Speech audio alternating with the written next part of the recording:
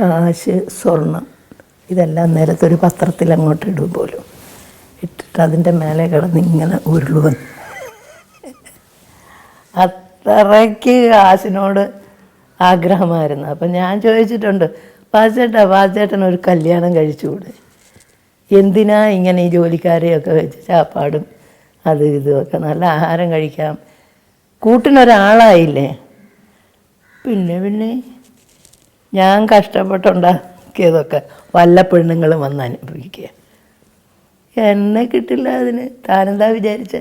ഒരു അത് ഈ പറയുന്ന പോലെ ഒന്നും അനുഭവിക്കാതെ പോയി എന്ന് വേണം പറയാൻ. എന്താ ഓരോ മനുഷ്യൻ്റെയും ഓരോ ചിന്തകളും. അപ്പം ഞാൻ ചോദിച്ചു, ഇങ്ങനെ വാസിച്ചേട്ടൻ്റെ അമ്മയും അച്ഛനും വിചാരിച്ചിരുന്നെങ്കിലോ? താൻ പോടും അവിടെ നിന്ന്.